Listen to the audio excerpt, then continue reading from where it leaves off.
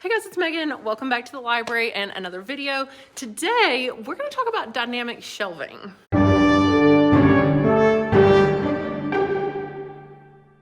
So if you've never heard of dynamic shelving, it is basically where you are kind of copying Barnes & Noble.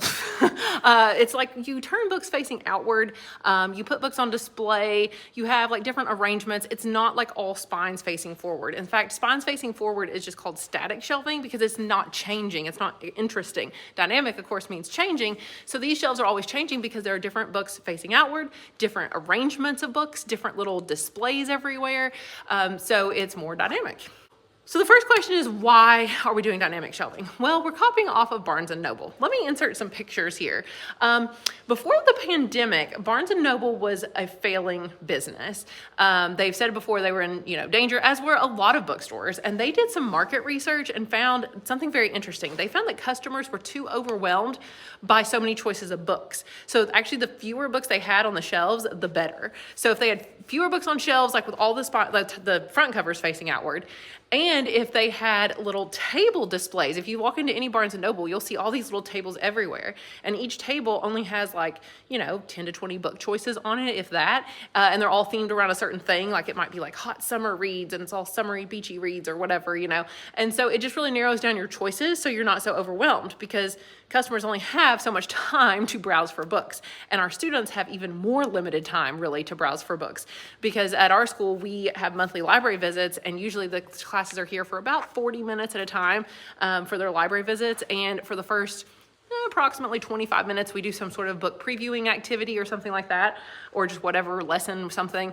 And then the last 15 minutes is book checkout. That's 15 minutes to browse, find the book, and get in line and get it checked out. So you really have less than 15 minutes to actually browse for a book.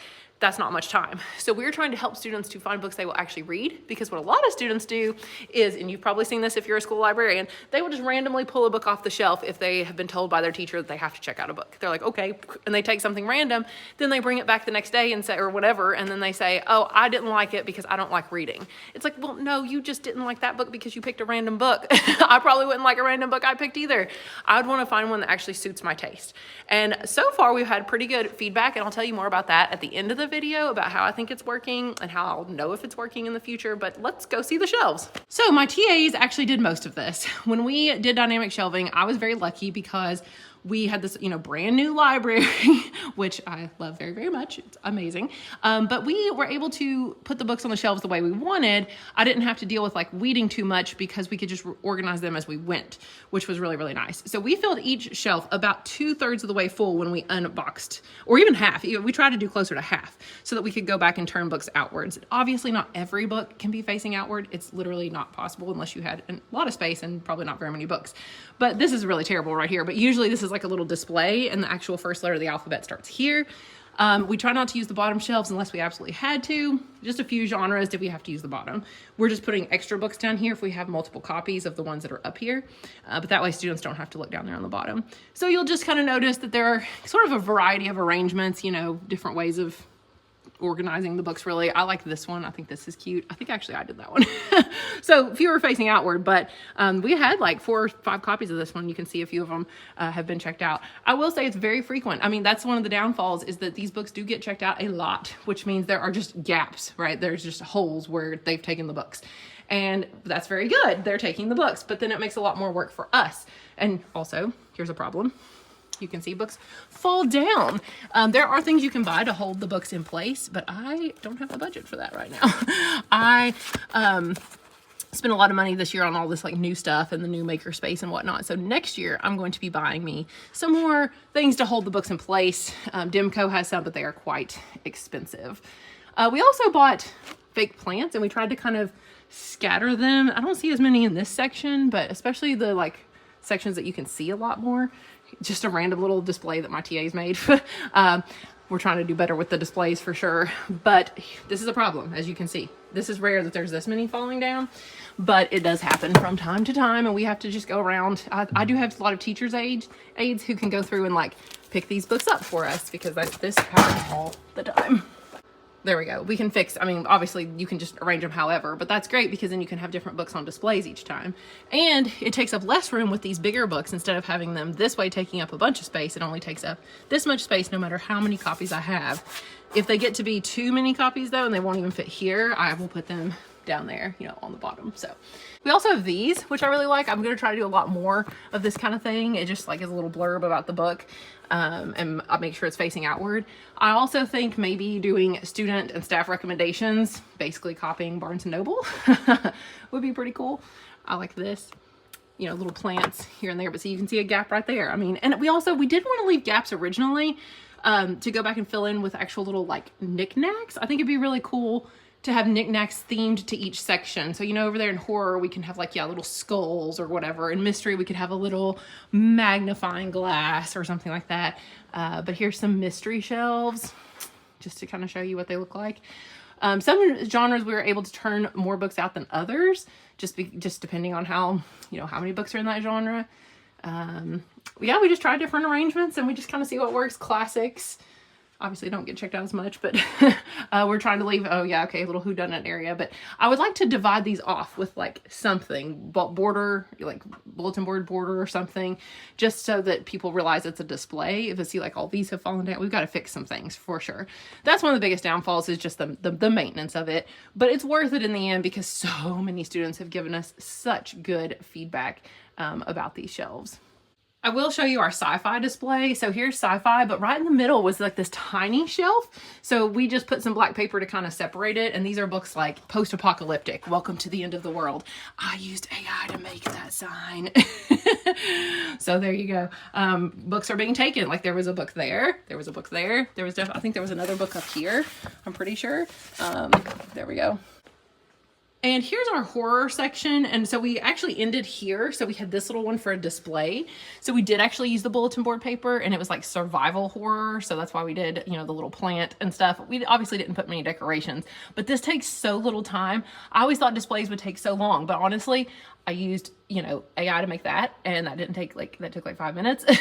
I used AI to even help me get ideas for the books. I was like, what are some, you know, survival horror young adult books? And then I checked our catalog to see if we had these. I made a list of them on Destiny, and I had our TAs go pull these books for me and put them on this little display. So all told, each display probably only takes me like 10 to 20 minutes to make, which, I mean, obviously I'm not doing too much, but they are getting checked out. Like, I'm sure if I actually spent a little bit more time on each one, it would be helpful, but I just don't have that kind of time. So I need to have my TAs probably do more of it. I will say with nonfiction, we weren't able to do as much. Our social studies section here is completely packed, as you can see. In fact, we had to move some of them over here in the corner because we were so packed over here. So is it worth it? I think yes, it is. I've had so many students say, Miss Music, I love this. Miss Music, I can find things so much better. And I did actually explain to students what we did and why we did it. I asked them to be really careful with the books. I told them the whole thing about Barnes & Noble, showed them some information about it, like statistics and stuff. I made like a little slideshow to show them when they first came for their first library visit, so they know what we're doing and why we're doing it. But I had one girl who, she was like, become a big time reader, and she's checking out books all the time. And I said, wow, I can't believe I didn't know you last year because you seem like you're a big time reader. And she's like, oh, it's because now the books are facing outward and I can actually see the books, and now I see ones that I want to read.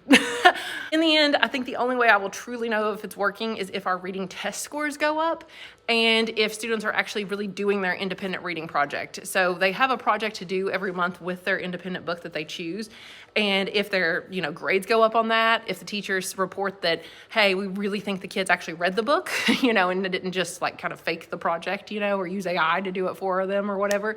If they think the students are doing better on those projects, which hopefully also means since they're reading the book that our reading test scores will go up. I think that's really the only way to know, because I would look at circulation numbers, but our school requires, our English department does the monthly independent reading. Every student checks out a book from the library every month anyway, unless they bring a book from home. But a lot of the students do check out a book from here. We wouldn't really have accurate numbers to know. They checked out books that way before, and they're doing it now that we have the dynamic shelving. So we couldn't really compare because they're being forced to check out a book anyway. So I think just looking at the reading test scores in the years to come, I don't know this year. I mean, we can try this year, but this year we weren't open the first 2 months of school or month and a half because we were setting everything up still. So I think we're more going to have to look at like next year's test scores. You know, after we've been doing this for almost 2 years, are our scores going to go up? And especially once we get like a you know, the freshmen right now, like as they keep going through, will they have better test scores because they've had this dynamic shelving for their entire high school career? And hopefully we'll start adding way more decorations. I can even do an update and show you what it looks like once we add more of the pretty little decor, the little knickknacks here and there. I plan on just kind of collecting those as I find them. If people want to donate things to me, I might send out an email and be like, hey, any staff member that has like random items that you were going to throw away or give away, you know, give it to me and I'll put them on the shelves. I mean, I don't want junk obviously, but if they have something that would be, you know, they're like, hey, what am I going to do with this old magnifying glass? Like, let me put it in my mystery section. And then I could even shop at Goodwill, you know, so I don't have to spend a ton of the library budget on decorations, hopefully. So guys, let me know down below if you do dynamic shelving, if you're interested in dynamic shelving, if you want any more tips or you have any questions or anything like that. But all in all, I highly recommend, you do have to weed your collection more than likely, because like I said, I was in the position and I was so lucky to get the new library. And that's why I've been waiting to do this. I've been wanting to do dynamic shelving for years, but I knew that I should just wait and do it once I moved to the new library anyway. And of course I did weed some books before we came here, but I also planned the space a little bit better, so that every genre had plenty of room where we put it to start with. So thank you guys so much for watching, and I will see you guys again soon. Bye.